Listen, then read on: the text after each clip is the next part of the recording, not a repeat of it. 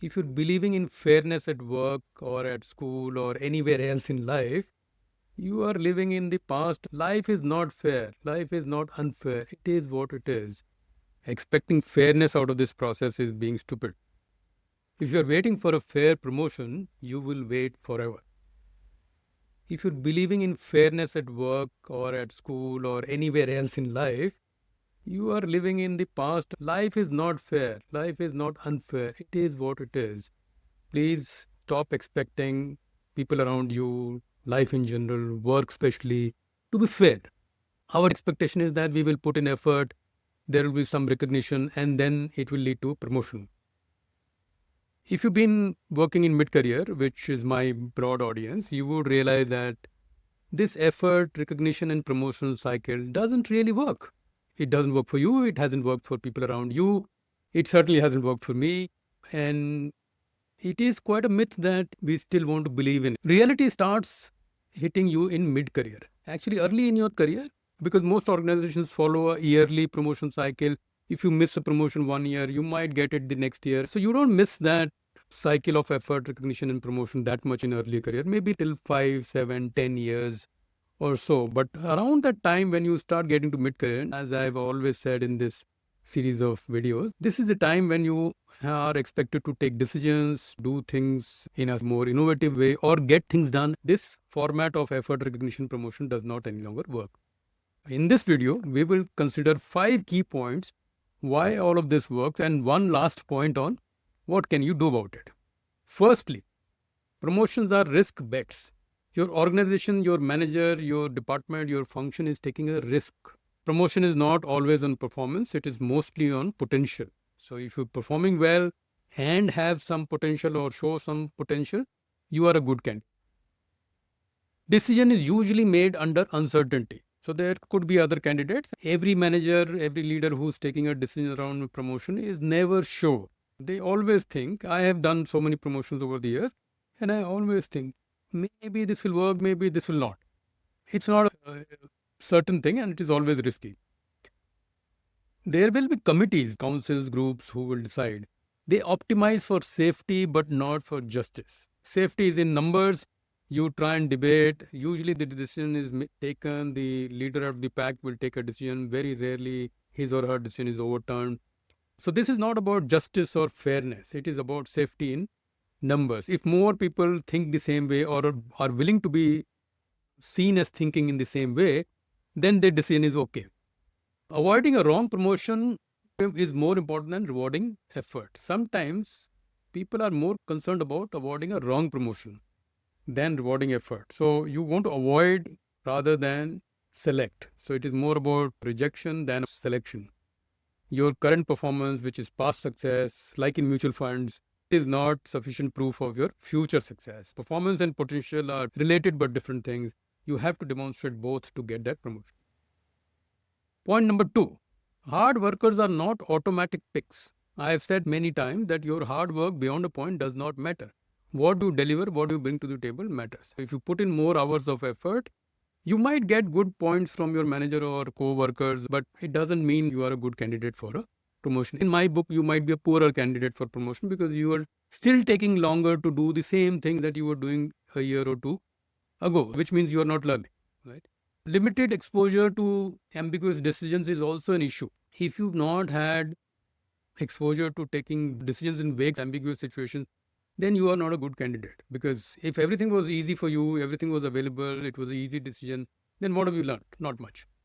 If you are seen as a dependable executor, which means you will get the things done, but you can't really shape the program, then again you are not a very good pick for promotion. Your performance is not enough to get you a promotion. The worst part is that when managers and leaders like me start thinking, if we move this person up, who will do that work? I have suffered in my career because I was very good at what I was doing and I was denied promotion at least 3 times because the question was that if we move you, who will do your work? I moved companies after that. I could not buy that nonsense anymore. Who gained? Nobody really. I wanted to stay with those companies but did not. So I did not gain, the company did not gain. In general, everybody's lost.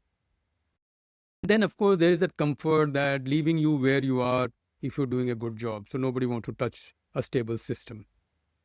Point number 3, invisibility is a career choice for some people. Some people want to stay in the bunkers. They don't want to come out and fight and have a rough edge around them and get things done. Leaders may not observe day-to-day working of their team. They may see you once a week, or they may not even see you once a week and may only see your outcome. Your daily effort is not really visible. You need some kind of an impact. It just should not be visible. It should also lead to some impact. So the impact should also be visible, not just the effort. Your silence forces others to create their own story. Very often in your career, you would have seen, at least I have seen, that my work, my effort was shown as somebody else's effort, and I did not have the courage at that point to stop and say, hey, this is my work, why are you showcasing it? I kept quiet, and that allowed others to create their own story. I, of course, learned my lesson the hard way, but you don't have to. General assumption in these situations will be that this person is operational and not strategic, hence can be bypassed for promotion. Your modesty might be mistaken for low aspiration. If you're overly modest or humble, you might be generally underconfident. You might be generally like that. That is all okay. But if you're overly modest all the time, it will be seen as low aspiration. It will mean that you are just happy where you are. You don't want to grow. And that is a very poor outcome to have. Point number 4, reputation beats capability. Your capability and just like your performance is not enough. Promotions are driven by recall, not resumes. Promotions are driven by recall, not resumes. If the committee or the team deciding on promotions doesn't recall your name as a worthy candidate, whatever else is on your slide or resume does not matter. Please do not think that these are objective decisions. They are made to appear objective after they have been decided. So do not get into this trap that it's an objective decision, and if you perform better than others, you will be selected for that promotion. May not happen because the other person might have a better recall. You didn't work on your recall, too bad. Right? You could be known for solving a certain type of problems, which is necessary. This is what I call the firefighter effect. You are a very good firefighter, so you will always keep getting firefighting jobs. You will never get fire prevention jobs because you are very good at it and you have created a reputation out of that, and that is known as your capability. Are you giving out consistent signals over one-off wins? Does your win come every 2, 3, 4 months, or are you giving consistent quick win signals? Sometimes the consistent signals are better. They may not give a big bang, but they are better. Also remember that your reputation is formed long before promotion cycle starts. The promotion cycle is only a validation of a decision that is already probably taken. So don't start getting active just before the promotion cycle because that is already too late. Are you seen as a safe pair of hands or as a next level leader? I shared with you 4 key points. Promotions are very risky bets. Hard workers are not automatic picks. Invisibility is a career choice. And reputation beats capability. So you may be capable, but your reputation is more important than your capability. What can you do about this? Stop hoping. Start engineering your promotions. Identify real decision makers, not just in HR. Who are the people in that room who will bat for you, who will support you? Work on those relationships, of course, with your performance and potential. Solve one business problem for them and they will be in your camp. Make your outcomes explicit and repeatable. People should see you as somebody who delivers. Promotion signals over 3 to 6 months, not at the end of the year.